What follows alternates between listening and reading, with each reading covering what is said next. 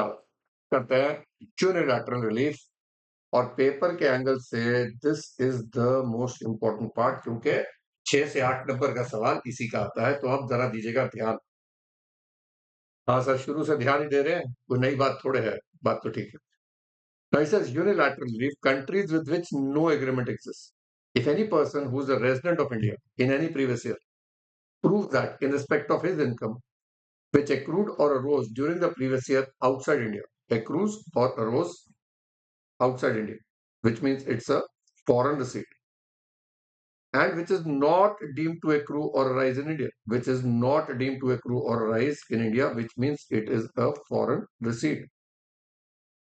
He has paid in any country with which there is no DTAA under Section 90 for the relief or avoidance of double taxation, income tax, by deduction or otherwise under the law in force in that country, he shall be entitled to the deduction from the Indian income tax payable by him of a sum calculated on such doubly taxed income at the Indian rate of tax or the rate of tax in the said country, whichever is lower, or at the Indian rate if of tax if both the rates are equal.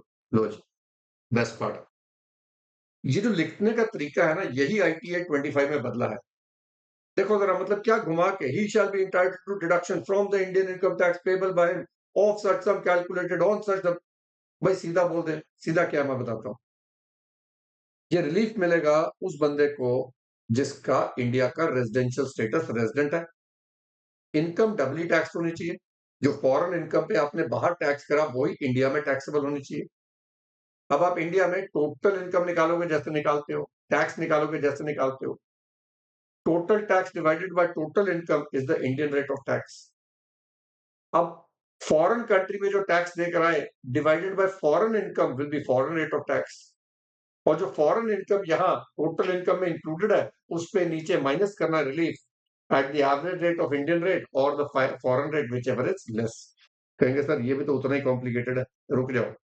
Such foreign income must be taxable in foreign country and tax must have been paid in that country and there exists no DTAA।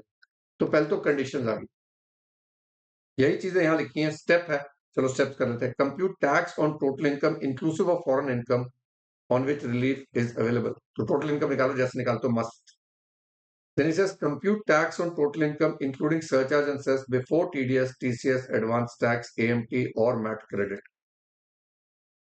Calculate tax on doubly taxed income at Indian rate of tax. Indian rate is Indian income tax after relief, surcharge and cess divided by net total income. Foreign rate is tax paid in foreign country divided by income accrued in the foreign country.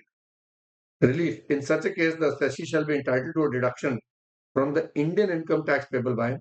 The deduction would be for a sum calculated on such doubly taxed income at the Indian rate of tax or the rate of tax in the said country, whichever is less. और अगर equal है तो Indian rate. चलो equal है तो बात वहीं आ जाएगी। यहां पर मैंने पेरैक दे दिया। एग्जाम्पल से बेटर कुछ भी नहीं एक्सप्लेन होता है, तो एग्जाम्पल से करते हैं।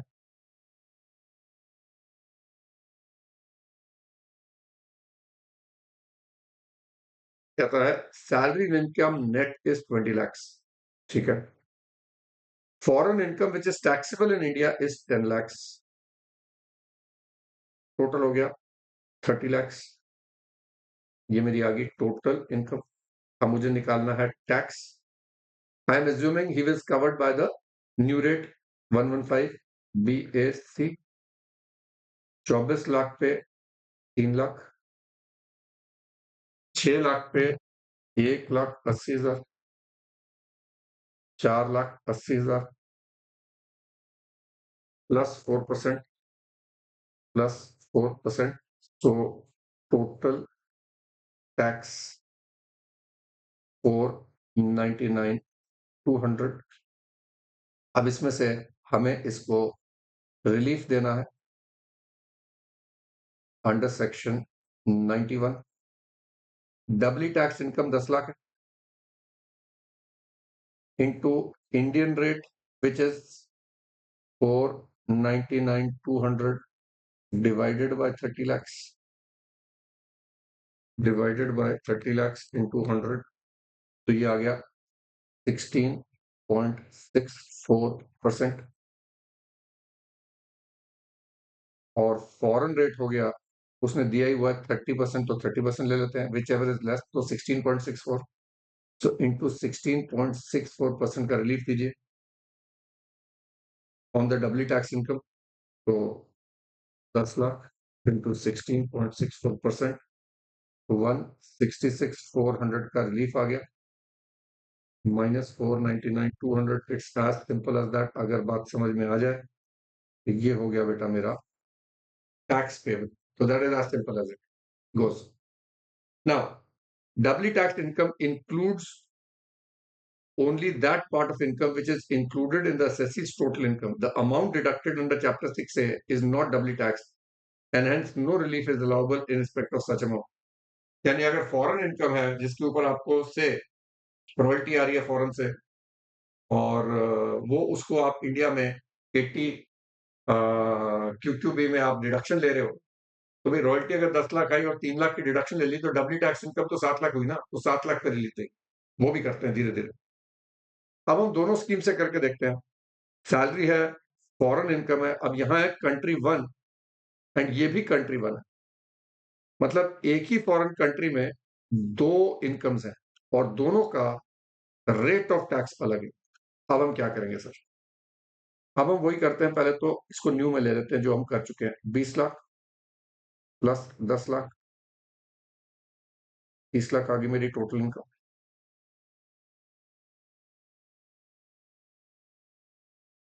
ठीक है ना। इस पे टैक्स आ गया 499,200, एंड इंडियन रेट आ गया मेरा 16.64%। अच्छा नहीं, उल्टा कर दिया, अभी जल्दी में था मैं, सॉरी बेटा। 15 लाख और हैं जो भूल ही गए, मतलब मैं भूल गया। 15 लाख, ये आ गया मेरे पास कितना, 20, 30, 45 लैक्स। 45 लैक्स होगी मेरी टोटल इनकम, और 45 lakhs minus 24 lakhs into 30% plus 3 lakhs plus 4%, तो टैक्स आ रहा है मेरा 967200 डिवाइडेड बाय 45 लैक्स इंटू 100, तो इंडियन रेट आ गया 21.49%। चेक कर लो भाई, 20, 30, 45, ठीक है। अब हमने रिलीफ देना है, इसमें से दो इनकम्स हैं। 10 लाख के ऊपर रिलीफ कितना जाएगा और 15 लाख के ऊपर रिलीफ कितना जाएगा। अब आप नोट कर रहे हो, ये 30% है तो इसके ऊपर रिलीफ देंगे 21.49%, विच एवर इज लेस। और ये 10% है तो इसके ऊपर 10% का ही रिलीफ देंगे, तो ये आ गया 1.5 lakh. Which ever is less लेना ना, इंडियन रेट और foreign rate whichever is less, और जिस इनकम पे जो रेट है उस पे लगाओ। तो 10 लाख इंटू 21.49%, तो ये आ गया 2,14,900। So 967,200 minus 2,14,900 minus 1.5 लाख, तो ये आ गया मेरा 6,02,300। As simple as that. इसको ज्यादा कॉम्प्लिकेट मत करना, मैं बता रहा हूँ धीरे धीरे। अभी सारे एक एक क्वेश्चन कराऊंगा, बट कॉन्सेप्ट अगर समझने में कॉम्प्लिकेशन करेंगे तो गड़बड़ है। Conceptual question simple. अब इसी चीज को अगर हम ओल्ड स्कीम से करें, भाई कई बार क्या हुआ, उसने ऑप्शन दे दिया पहले, और एक बार दे दिया वापस नहीं ले पाएंगे।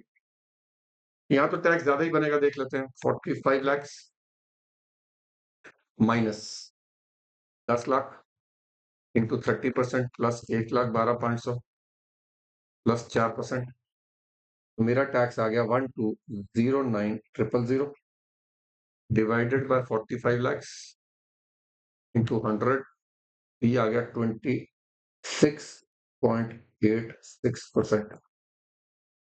अब जब हम रिलीफ देंगे यहां पर हायर रेट पे मिल जाएगा, सो 10 लाख इंटू 26.86%, ये आ गया 268,600, और यहां तो 1.5 लाख ही मिलेगा। तो देखो 1209,000 माइनस 286,600 माइनस 1,50,000, तो ये आ गया मेरे पास 7,724 400, तो ऑब्वियसली न्यू स्कीम बेटर है, तो ये तो हम देखेंगे। Now which mister x of the following incomes, यहाँ पर अब आप देख रहे हो tax paid in foreign currency एक ही है, but eligible for deduction on foreign income Q Q भी डालिए।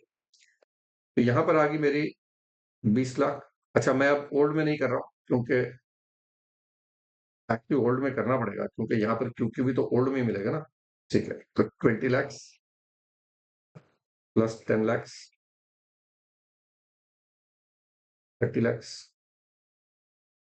माइनस क्यू क्यू भी जो है 3 लाख मैक्सिमम मिलेगा, तो 27 lakhs मिल जाएगा मेरा। तो 27 lakhs minus 10 lakhs into 30% plus 1,12,500 plus 4%, तो आ रहा है 647,400, और इंडियन रेट हो गया डिवाइडेड बाय 27 lakhs, तो ये हो गया 23.97%। तो हमने क्या करना है, डबली टैक्स इनकम जो है वो 10 - 3 7 लाख है, तो हमें 7 लाख पे रेट था 30, तो 23.97 लेंगे इंटू 7 लाख डबली टैक्स इनकम पे देना है, तो 167,844, तो 6,74,400 माइनस 167,844, तो ये आ गया मेरा 506,556, तो 506,560 का आपको टैक्स देना है। अभी न्यू स्कीम में भी देख लेते हैं, तो 10 लाख हो गया। अब यहां पर आपको कोई भी नहीं मिलेगा, तो हमारा 30 लाख पे जो टैक्स आ रहा था वो कितना आ रहा था, 499,200, 499,200, which came to 16.64%, which is less than the 30%। तो अब डबली टैक्स इनकम 10 लाख की है, तो 166400 माइनस करो, तो 499,200 माइनस 166400, ये आ गया मेरा 332,800, तो obviously I will opt for the new scheme only. तो ये है सिंपल टर्म्स में how to calculate the relief under 91, and इसी के हम कॉम्प्लिकेटेड क्वेश्चंस करते हैं।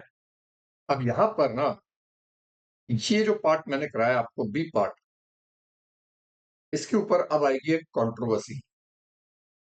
तो ये जो हमने करा है, इंडिविजुअली करना है या एवरेज रेट लेके करना है, is what we are going to do. For example, यहां पर इसका दूसरा तरीका क्या हो सकता था, इसका दूसरा तरीका ये हो सकता था कि हम कहते हैं भाई कंट्री, बाहर की जो कंट्री है 30% टैक्स पे करा, विच मीन्स उसने 10 लाख के ऊपर 30% 3 लाख पे करा, और 15 लाख के ऊपर 1.5 लाख पे करा, विच मीन्स टोटल 4.5 लाख रुपया टैक्स पे करा on 25 lakhs, which means 4.5 divided by 25 lakh, ये आ गया 18%, विच मीन्स जब हम रिलीफ दे रहे हैं तो हम ये वाला, ये जो फिगर है ये नहीं लेंगे, हम बोलेंगे कि 25 लाख के ऊपर 18% और the Indian rate whichever is less. तो यहां पर हमने देखो 26.86 दिया, यहां पर 10 दिया, पर हम इन दोनों फिगर्स की जगह अगर मैं 967,200 लेता हूं न्यू स्कीम में, और ओल्ड स्कीम में लेते हैं 120,900, अब यहां पर वो कहता है, अरे ओके, 120,900, अब वो कहता है यहां पर 25 लाख के ऊपर 18% is what is the relief going to be. तो 4.5 लाख का आपको रिलीफ मिलेगा, 4.5 लाख का आपको रिलीफ मिलेगा, एवरेज रेट पे मिलेगा, क्योंकि इंडियन रेट दोनों जगह ज्यादा आ गया यहाँ। तो आप देख रहे हो आपका टैक्स यहां पर बन जाएगा 517,200 और 120,900 -4.5 लाख, यहां बन जाएगा 759,000। तो आप देख रहे हो फायदा हो गया। Now the question is, do we take separate rates और do we take one rate? अब इसको पढ़ने के लिए मैं पहले चलूंगा आपके लिए, एक है rule 128। So we will read two things and then we will make an analysis, don't worry. So foreign tax credit, there is a rule 128। क्या कहता है?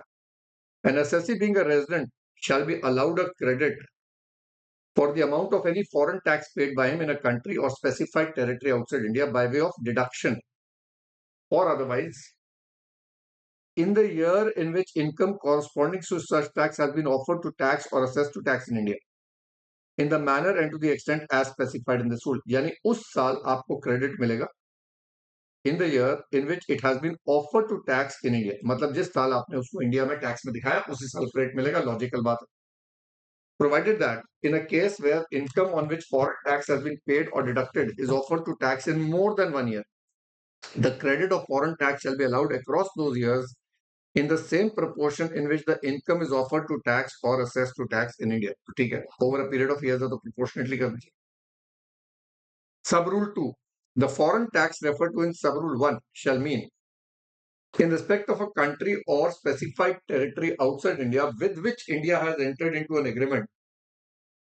मतलब हमारे पास एग्रीमेंट है फॉर रिलीफ और avoidance of double taxation of income in terms of section 1991, the tax covered in such agreement. तो अगर DTAA है तो जो एग्रीमेंट में टैक्स कवर्ड है वो आपका डबल टैक्स होगा।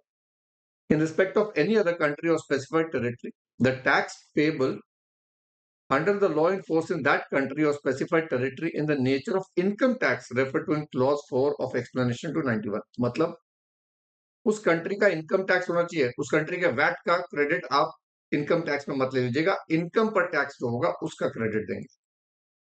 सब rule 3, the credit under sub rule 1 shall be available against the amount of tax, surcharge and cess payable under the act but not against any sum by way of interest, fee or penalty। यानी 234 ABC का fees penalty fees, 234 ABC का interest, 234 F का fees penalty के against आपको credit नहीं मिलेगा। Credit is only for the tax. सब rule 4, no credit under sub rule 1 shall be available in respect of, ध्यान से दीजिएगा, amount of foreign tax of part which is disputed in any manner by the assessee. यानी बाहर की country में आपने tax दे तो दिया पर डिस्प्यूट है, या आपने दिया ही नहीं क्योंकि आप डिस्प्यूट कर रहे हो भी मेरा बनता ही नहीं है, तो उसका आपको यहां क्रेडिट नहीं मिलेगा। Provided that the credit of such disputed tax shall be allowed for the year in which such income is offered to tax or assessed to tax in India if assessee within 6 months from the end of the month in which the dispute is finally settled, within 6 months from the end of the month in which the dispute is finally settled, furnishes evidence of settlement of dispute and an evidence to the effect that the liability for payment of such foreign tax has been discharged by him, and furnishes an undertaking that no refund in respect of such amount has directly or indirectly been claimed or shall be claimed। यानी बाहर आपने let's say 2023-24 का आपने tax बाहर पे करा था पर आपने डिस्प्यूट कर दिया था, तो आपको इस साल कोई भी क्रेडिट नहीं मिला होगा क्योंकि आपने पे नहीं करा या डिस्प्यूट है। 2025 में लेट से 1/10/25 को डिस्प्यूट सेटल हो गया, आपने पे कर दिया, आपने पे कर दिया। अब आप इसके एंड से 31 अक्टूबर 25 के एंड से 6 मंथ्स के अंदर, तो नवंबर, दिसंबर, जनवरी, फरवरी, मार्च, अप्रैल, तो 6 मंथ्स मतलब 30 अप्रैल तक आप गवर्नमेंट ऑफ इंडिया को बता दीजिए। सॉरी, मैं 25 में था तो मैं 26 में कैसे पहुंच गया। हाँ, अभी ठीक है। 30 अप्रैल 26 तक आप गवर्नमेंट को बता दीजिए कि भाई मेरा बाहर का डिस्प्यूट सेटल हो गया, तो वो आपको इसी साल के लिए क्रेडिट दे देंगे। That is what he is saying. And वो टाइम पीरियड एक्सटेंड हो जाता है 153 में हमने करा था। Then he says this is the more important one जिस पे कंट्रोवर्सी आने वाली बेटा, अब ध्यान से पढ़ेंगे। The credit of foreign tax shall be the aggregate of the amount of credit computed separately. अब ये एक बड़ी इंपॉर्टेंट बात होगी. The credit shall be the aggregate of the amounts of credit computed separately for each source of income arising from a particular country or specified territory outside India and shall be given effect to in the following manner. अब यहां बड़ा clearly लिखा है computed separately. तो जो हमने करा, हमने रूल 128 फॉलो करके करा. The credit shall be the lower of the tax payable under the act on such income and the foreign tax paid on such income, Indian rate or foreign rate, whichever is less, provided that where the foreign tax paid exceeds the amount of tax payable in accordance with the provisions of this agreement for relief of avoidance of double taxation, such excess shall be ignored. यानी अगर आपने बाहर tax ज्यादा दिया है पर यहाँ पर जो रिलीफ बन रहा है वो उससे कम बन रहा है, तो आपको एक्स्ट्रा जो टैक्स आपने बाहर दिया है उसका कोई फायदा नहीं मिलेगा. The credit shall be determined by conversion of the currency of payment of foreign tax at the TT transfer buying rate on the last day of the month immediately preceding the month in which such tax has been paid. ये छोटी छोटी बातें हैं पर आपको याद होनी चाहिए. Last day of the month immediately preceding, तो एक नॉर्मल रूल रख लो बेटा, जितनी कन्वर्जन है last day of the month immediately preceding the month, सिवाय बिजनेस हेड के, सिवाय कुछ वो एक दो चीजें हैं जो अब मैं बताता हूं, पर अभी के लिए चलो वो भी बता ही देते हैं. इसके आगे जो है 6, 7, 8 ये मैट वगैरह में आएंगे, तो इसके बारे में अभी बात नहीं करते हैं रूल के. बट ये टेलीग्राफिक ट्रांसफर बराइंग रेट की बात कर लेते हैं. भाई कौन से इनकम्स का क्या होता है, एक बात दिमाग में क्लियर. वैसे तो मैंने करवाया हुआ है, पर यहां पर रेट ऑफ कन्वर्जन जो है वो क्या होगा. सैलरी लास्ट डे है, इंटरेस्ट लास्ट डे है, डिविडेंड लास्ट डे है, कैपिटल गेन्स लास्ट डे है. तो आप लोग सिर्फ याद रखो, house property, business, other sources other than interest on dividend, ये last day of the previous year है, इसका कन्वर्जन. बाकी सब का last day of the preceding month आ जाता है.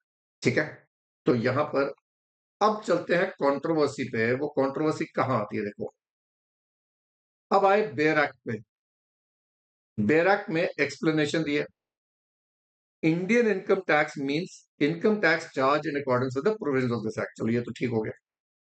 Indian rate of tax means the rate determined by dividing the amount of Indian income tax after deduction of any relief due under the provisions of this act, but before deduction of any relief due under this chapter by the total income.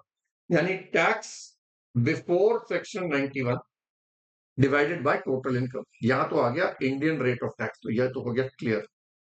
The rate of tax of the said country means income tax and super tax actually paid in the said country in accordance with the corresponding law in force of the said country after deduction of all relief due, but before deduction of any relief due in the said country in respect of double taxation, divided by the whole amount of income as assessed in that country. Income tax in relation to any country includes any excess profits or business profits, tax charged on the profits by the government of any part of that country or local authority in that country. He says the effective foreign tax rate is calculated as actual foreign tax paid divided by income assessed in that country. यहां पर separate नहीं लिखा. अब debate आ गया. अब debate ये आ गया कि भाई हम सेपरेट करें ईच सोर्स को या इकट्ठे करें.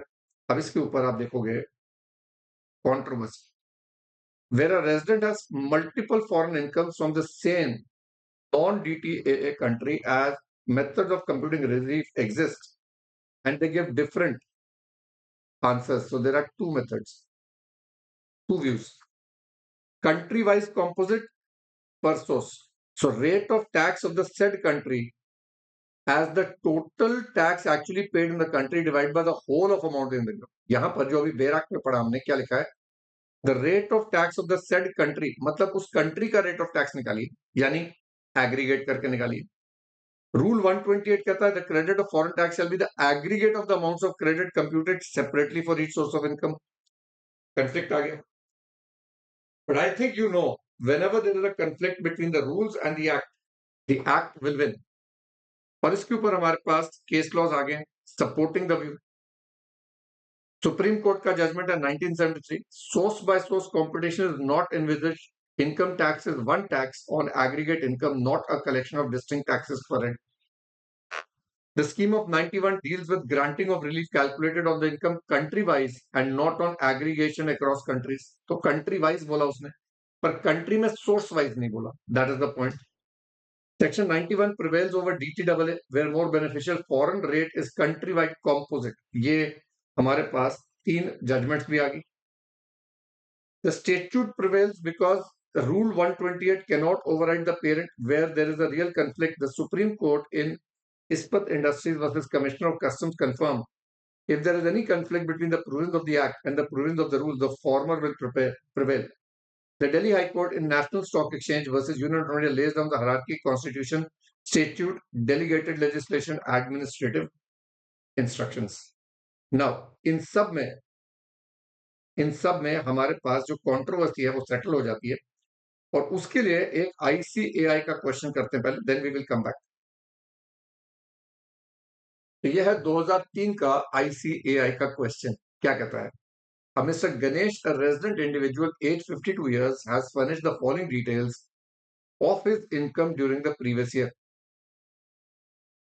इंडिया में income from sole proprietary business in Pune 80 lakh, share of profit from a firm in Mumbai, ये तो एग्जाम्प्ट हो गया, ये टैक्सेबल हो गया. अब हमारे पास एक है कंट्री जी और एक है कंट्री एम. कंट्री जी में उसके पास है agricultural income gross CGD 40,000 from tea gardens taxable at 20% and one CGD or one CMD is equal to 70 rupees. Compute the total tax and tax liability of Mr. Ganesh after providing for deduction under section 91. Assuming this, Mr. Ganesh is not opting for 115 BSE. अब CGD 40,000 है 70 के हिसाब से, so 40,000 into 70 28 lakh हो गया. 28 लाख, उस पे 20% आपने टैक्स पे करा है, विच इज, पर आपने जो टैक्स पे करा है वो करा है 560. फिर कहता है brought forward business loss in country G was this much which is not permitted to be set off against other income as per laws of that country. भाई उस कंट्री में आपका लॉस सेट ऑफ नहीं होगा, यानी आपने 40,000 पे tax पे करा होगा उस कंट्री में, पर इंडिया में तो ये लॉस सेट ऑफ हो जाएगा क्योंकि अब ये बिजनेस इनकम जब इंडिया में टैक्सेबल है तो जो लॉस बाहर का है वो आपको इंडिया में सेट ऑफ हो जाएगा. ये बात याद रखना. 5200 इंटू 70 का लॉस है विच इज 3,64,000. ये लॉस आपका सेट ऑफ हो सकता है इंडियन लॉ में. यानी बाद में हम देखेंगे कि 280 में से अगर मैं ये माइनस करूं, 28 लाख में से सॉरी ये माइनस करूं, तो मेरी 24,36,000 की डबली टैक्स इनकम आएगी. ये याद रखना. एक बार और, लॉस जो बाहर की कंट्री में सेट ऑफ नहीं हुआ उससे ये पता चला कि उसने बाहर $40,000 पे टैक्स, लेकिन इंडिया में जब बाहर की बिजनेस इनकम टैक्सेबल है तो उसका ब्रॉड फॉरवर्ड लॉस भी असेसेबल हो जाएगा. तो हमने यहां पर सेट ऑफ कर लिया और उसके बाद जो इनकम आई उसके ऊपर हम टैक्स देंगे. ठीक है. Dividend income gross of CMD 30,000, 30,000 into 70, पहले तो 21 लाख रुपए की मेरी डिविडेंड इनकम आ गई और उसका रेट है 10%. रेंटल इनकम CMD 52,000, 52,000 इंटू 70, ये आ गई मेरी 36,40,000. From house property taxable at 15%. अब यहां दो रेट्स आ गए एक ही कंट्री में. कंट्री वाइज तो निकलेगा ही निकलेगा, उसका अलग निकलेगा इसका अलग निकलेगा. अभी इनकम वाइज नहीं निकालना है, ये बोल रहा. He paid CMD 6,000 towards municipal tax in that country. Municipal taxes are not allowed as a deduction. Okay.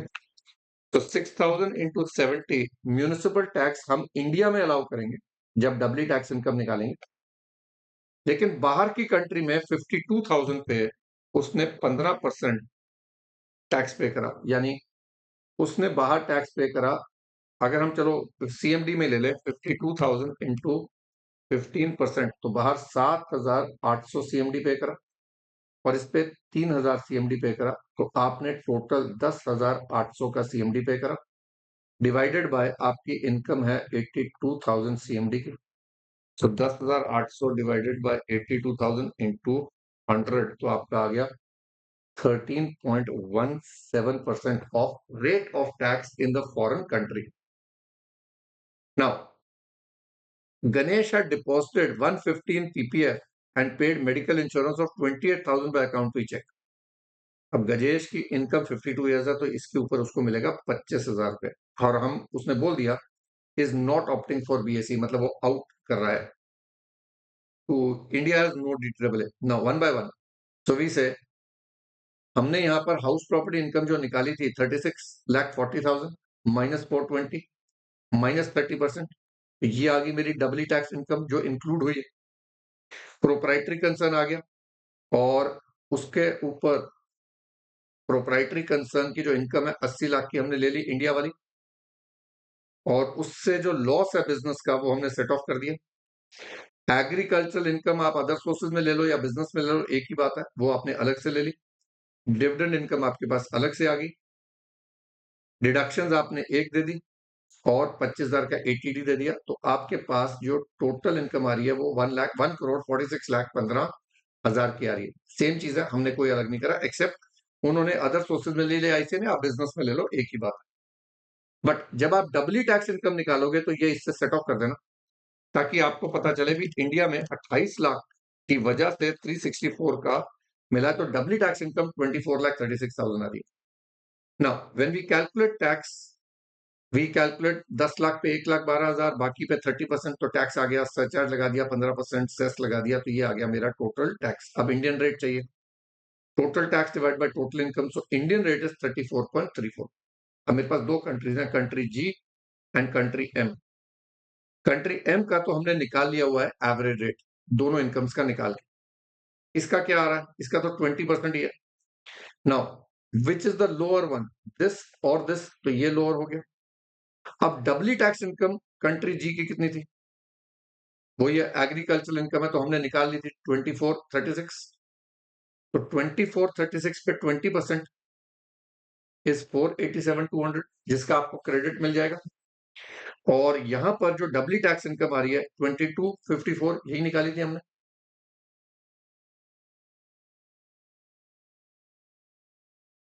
कितने गई, हाँ 2254 प्लस 21 लाख, दो इनकम थी उसकी, house property and dividend income, और उसके ऊपर 13.17% आप क्रेडिट लीजिए, और आपका tax payable in India is 39,58,960।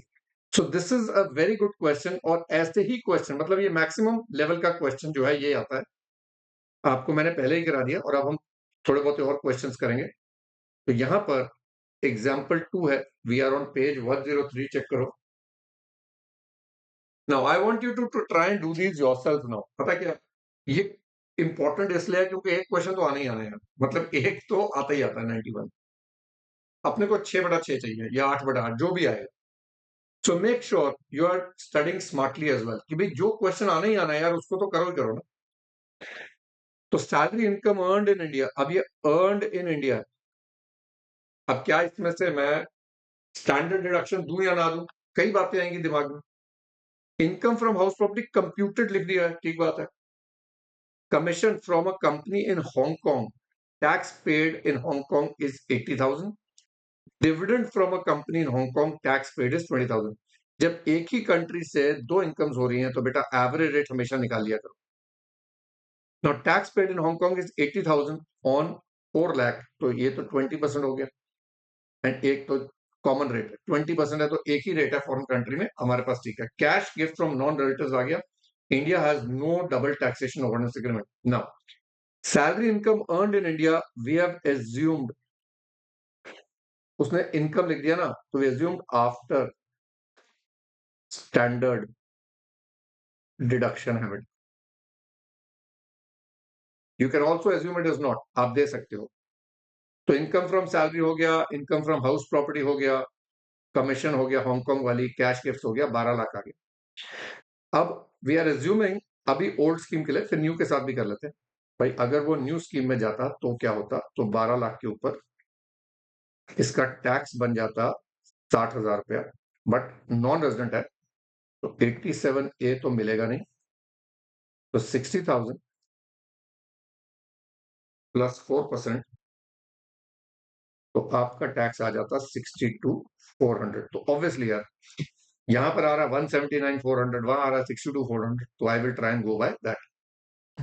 अब कहता है डबली टैक्स इनकम कितनी है मेरी, 5 लाख की है, और इंडियन रेट आ रहा है this divided by 12 lakh which is 14.95, और 20% विच एवर इज लेस, तो 14.95 इंटू 5 लाख, सो 5 लाख इंटू 14.95%, 74750, 74750, तो ये आ गया मेरा 104,650। But why would I do that, अब यहां देखो, यहां 5 लाख इंटू क्या लेंगे, पहले तो 62,400 डिवाइडेड बाय 12 लाख इंटू 100, तो ये आ गया 5.2% और 20%, तो अब रिलीफ मिलेगा 5.2%, तो 5 lakh into 5.2% comes to 26,000 minus 62,400, तो 36,400 का टैक्स बनता है। तो obviously I will now want him to opt for the new scheme, because non resident को न्यू स्कीम भी मिलती है। तो most of the questions will have been solved assuming ICR, पता नहीं क्यों देता है कि वे ओल्ड स्कीम में है, क्योंकि शायद कैलकुलेशन ज्यादा आ जाती है ना, ये डिडक्शंस भी आपकी टेस्ट हो जाती हैं, पर प्रैक्टिकली आज की डेट में most of them will be covered by new scheme. अब कई क्वेश्चंस हैं, एक दो और कर लेते हैं, बाकी आप लोग प्रैक्टिस भी कर लोगे, मैंने इधर भी दिए हुए हैं, प्रैक्टिस मैनुअल भी दिए हुए हैं। मैं कुछ इंपॉर्टेंट वाले क्वेश्चंस आपके साथ जो नोट्स में दिए हैं वो तो करवा रहा हूँ, प्रैक्टिस मैनुअल के हम अलग से करेंगे। He says Mr. Naveen is a resident of India, age 52 years, earned royalty of 15 lakhs from XY Incorporate Canada for writing articles in journals and newspaper for the year ended 31st March 21, 31st March 26. However, he received 12.50 lakhs during the year 25-26, and the balance is outstanding as on 31st March 26. He maintains cash system of accounting for royalty income. Can he do that? Yes. Business income है तो cash system कर सकते हो, business side में दोनों allowed है। He also earned a rental income of 2.4 lakhs gross from a house situated in Canada. Municipal tax paid in respect of the house amounting to 10,000, which is not allowed as a deduction in Canada. Means Canada में 2,40,000 पे tax दिया। DTAA provides between India and Canada provides for tax at 15% in Canada without prejudice to taxation of the same income in India. He further received 3.5 lakhs. तो उसने tax कितना पे करा है, 240 into 15%, which is 36,000 रुपया पे करा। Then he says, without prejudice to taxation of the same income in India, he further received 3.5 lakhs during the year as dividend from X Limited, an Indian company. On 1/4/25, he took an education loan for his son pursuing MBA. Annual repayment of loan and interest amounting to this much. तो ये तो आ जाएगा मेरा 80E में, इसका तो कोई भी बेनिफिट नहीं है। Compute the total tax and income assuming that he does not opt. मैं बारी बारी बोल रहा हूँ ना, ये ऐसे है, वो चेक करता है भाई आपको डिडक्शन आती नहीं आती। ना house property in Canada 240, India में 10,000 का डिडक्शन मिल जाएगा, तो ये आ गई मेरी डबली टैक्स इनकम 161। इंडिया में doubly tax income will be after deductions. Profits and gains और रॉयल्टी कैश बेसिस पे है, तो जितना मिला है सिर्फ उतना लेंगे। डिविडेंड जो आ रहा है, क्योंकि देखो अब ये कई इंपॉर्टेंट वर्ड्स होते हैं ना, he says he further received as dividend from X limited Indian company. लो जी भाई, अब इंडियन कंपनी से डिविडेंड रिसीव्ड है तो आपको पता होना चाहिए टीडीएस कट के आएगा, तो आप उसको ग्रॉस अप कर दोगे, तो ये मेरा डिविडेंड आ गया। डिडक्शन दे दी 80E की। Royalty income is writing journals and newspaper. देखो छोटी सी बात है, ICI wants you to remember everything. उसने क्या लिखा है, royalty income from articles and journals and newspapers which is not eligible for QQB, तो आपको नहीं मिलेगी। तो ये आ गई आपकी टोटल इनकम। अब आप इस पे टैक्स निकालें, 10 लाख पे इतना, बाकी पे 30% सेस लगा के इतना टैक्स आया। एवरेज रेट आ जाएगा 35907 है डिवाइडेड बाय दिस इनटू 100, तो एवरेज रेट आ गया 20.220। कनाडा का रेट 15% है ऑन डबली टैक्स इनकम। अब डबली टैक्स इनकम कितनी है? डबली टैक्स इनकम है एक तो मेरी 161, पहले तो इसको ऐड कर लेते, तो 1,61,000 प्लस 12,50,000। अब इसमें से 12,50 में से रॉयल्टी का क्यू भी नहीं मिला है, अगर मिलता होता तो आप उसको माइनस करते, पर यहाँ नहीं मिला है, तो 14,11,000 के ऊपर आप 15% लगाइए और 20.20% लगाइए, विच एवर इज लेस। तो हम 2,11,650 ये आपका टैक्स आया, which is after rounding off. ये है आपका calculation of tax when relief under 91 is to be given. I will do a few more with you, और उसके बाद I will want you to do the homework। ये सारे question जो बच जाएंगे वो खत्म कीजिएगा। So in the next lecture we will just finish off the discussion। एक दो पॉइंट्स हैं बैलेंस क्वेश्चंस में जो मैं आपको कराऊंगा, और एक पार्ट है जो लास्ट पार्ट रह गया था, जो मैथ का क्रेडिट है उसके बारे में करेंगे, and then we will move on to the next chapter. इसके जो क्वेश्चंस हैं आप प्लीज प्रैक्टिस करते जाइए। In case you have any doubt in any other question you can always give me a message on WhatsApp. चलिए आइए now we say Mr. Ramanuj Tiwari, a 65-year resident of India, derived the following income for the year 25-26. Income from business and profession in India 6 lakh रुपए। Dividend gross लिख दिया उसने from a company in Nigeria 1.5 lakh. Tax paid in Nigeria is 30,000। 30,000 divided by 1.5 lakh, ये 20% आ गया। लिख लेते हैं यार एक बार, नाइजीरिया एक कंट्री आ गई हमारे पास। फिर कहता है royalty on books from Spain. अच्छा भाई, तो स्पेन आ गई 8 लाख रुपया। 760 has been received in India up till 26। Further rupees 40,000 has been deducted in Spain on the royalty. तो 8 लाख का फिगर जो है वो ग्रॉस है, तो ये हो गया स्पेन का 10% का रेट हो गया। अमाउंट रिसीव्ड इन इंडिया से कोई फर्क नहीं पड़ेगा, क्योंकि ये बुक्स कैश बेसिस पे नहीं रख रहा, अगर लिखा होगा तो देखेंगे। Income from other sources, savings from Punjab and Sindh bank, FDR. Okay. Further Ramanuj तुम्हारी incurred expenses to the tune of 120 on earning the royalty income of 8 lakhs। तो 8 लाख में से 1,20,000 उसकी रॉयल्टी है, तो 6,80,000 हो गया। He had deposited 150 in PPF। फिर वही आगे बात, 80 अगर यहाँ है तो यहाँ 80 TTB भी आ जाएगा। सीनियर सिटीजन है, रेजिडेंट है ऑफ इंडिया, लिखा भी हुआ है ऑफ इंडिया, तो दोनों मिल जाएगा, एफडी से भी मिल जाएगा, सेविंग्स अकाउंट से भी मिल जाएगा। Compute the total income and minimum tax payable for the assessment year assuming India does not have a double taxation avoidance with Nigeria and Spain. जैसे ही लिख दिया ना मिनिमम, मतलब दोनों स्कीम से करके देख, इसका मतलब है ओल्ड स्कीम न्यू स्कीम दोनों का। तो चलिए हम करते हैं computation of income. Business and professional income 6 lakh minus 120, sorry royalty income 680 आ गई, बिजनेस इनकम 6 लाख आ गई। डिविडेंड नाइजीरिया से था, इंटरेस्ट था, एफडी का इंटरेस्ट था, 16,60,000 आ गया। 80C में पीपीएफ ओल्ड स्कीम है, एंड 80 भी उसके पास 8 लाख रुपए की इनकम आ रही है, माइनस 120 इज 680।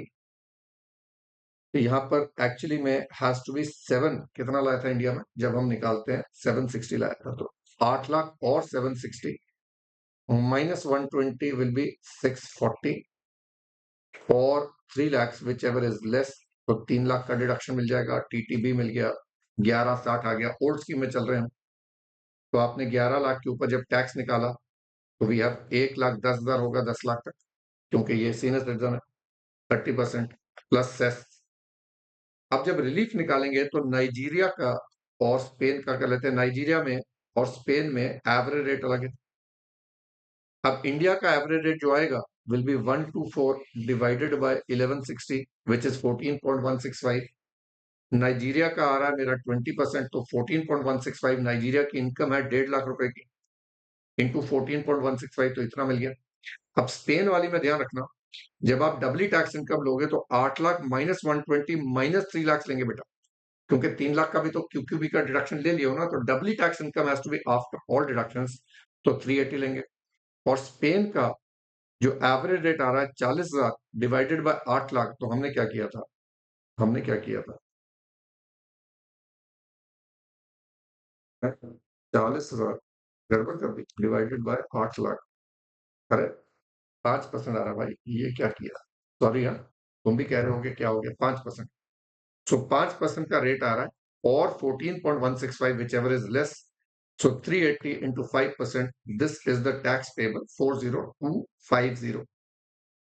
अब हम आते हैं न्यू स्कीम में, और वहां पर हम डिडक्शन ऐड बैक कर देंगे। जो 5 लाख की मिली आपको, 80C, 80TTB, 80QQB, कोई भी नहीं मिलेगा। 1660 पे as per new slab rates आप लगाओगे, ठीक आएगा। यहां तक पहुंच गए। अब हम निकालेंगे 137280 डिवाइडेड बाय 1660, तो ये आता है 8.27%। तो नाइजीरिया का 8.27% लगेगा, और इधर 5% ही लगेगा, तो आपका आ जाएगा 31405, विच इज 31410। तो इतना टैक्स बन रहा है। Minimum tax will be better under the new scheme, क्योंकि यहां पर आ रहा था 40250। तो these are again, once you get a hang of it, they are easy है, इतना मुश्किल नहीं है, ऐसे ही हवा बनाया हुआ, कोई मुश्किल नहीं है। आप इसको करते जाओ, प्रैक्टिस करते जाओ।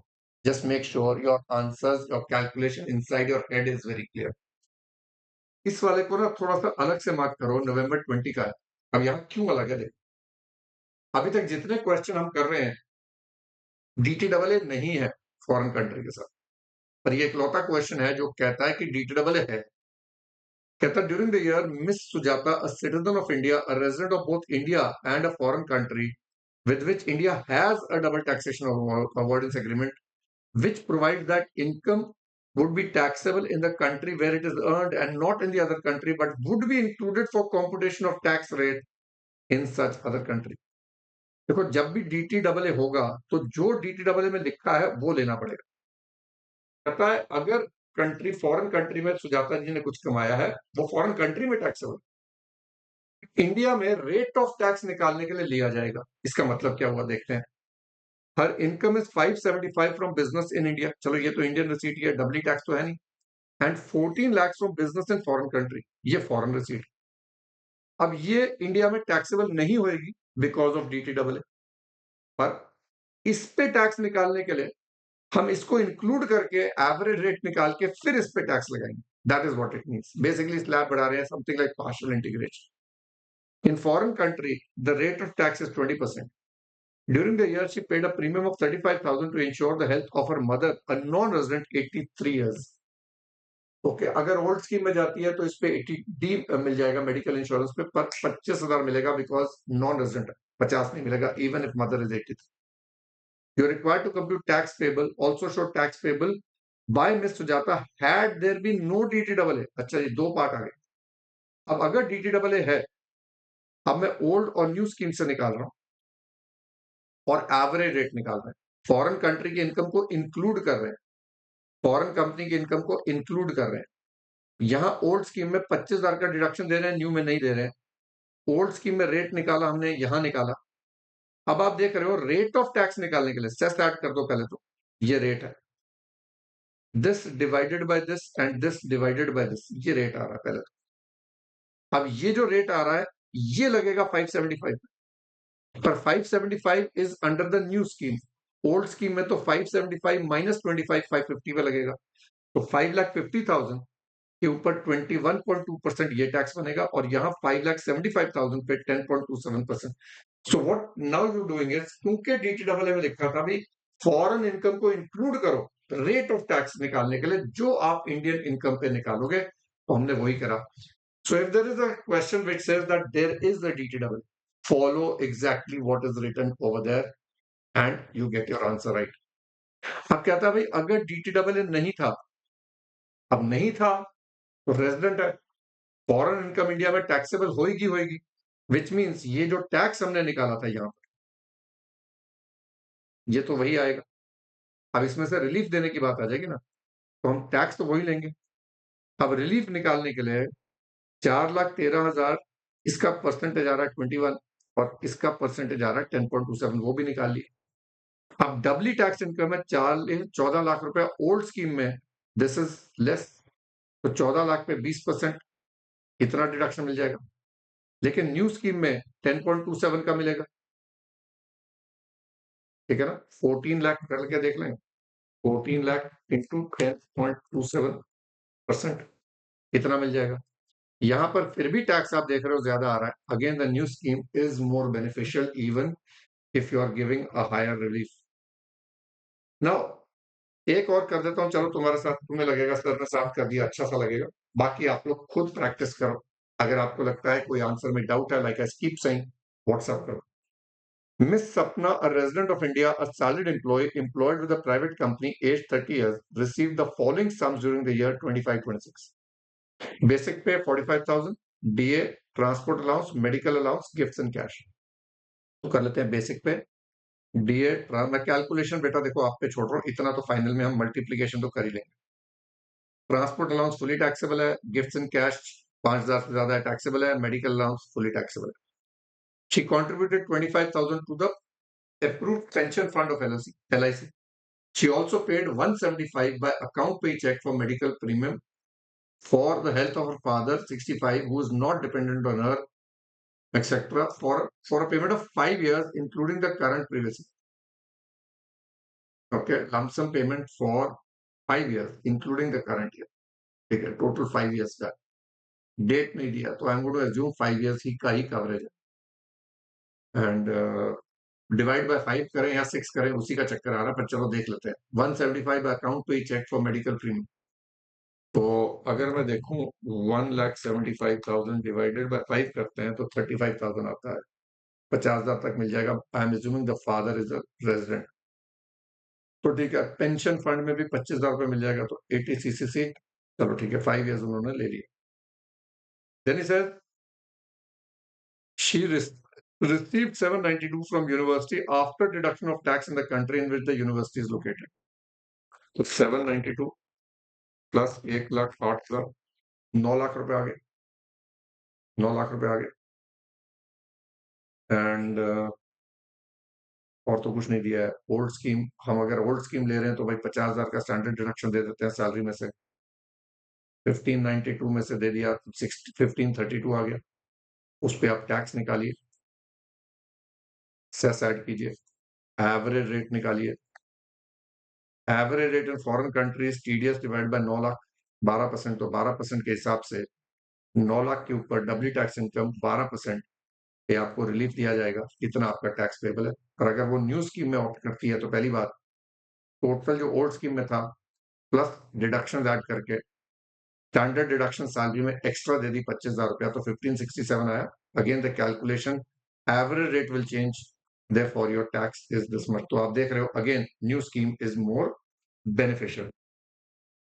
चलो एक और करा देता हूं, तुम भी क्या याद रखो। The incorporation, the INC, a non-resident company, a non-resident entity incorporated in Mauritius has permanent establishment in India. The PE filed its return of income for assessment year 26-27, disclosing income of 100 lakhs and paid tax applicable at the rate applicable to a domestic company at 30%. On the basis of paragraph 2 of Article 24, non-discrimination between India and Mauritius, which reads as follows: the taxation on PE, which is an enterprise of a contracting state, has in another contracting state shall not be less favorably levied in that other state than the taxation levied on the enterprise of that other state carrying on the same activities in the same circumstances. I think ये हम कर चुके हैं, और हमने करा था कि उसने एक्सप्लेनेशन ऐड कर दी थी और कहा था कि रेट के लिए लेस फेवरेबल वाला क्लॉज नहीं लगेगा। ठीक है बेटा, I think do this now, do the questions from here onwards, practice करो and see you in the next lecture.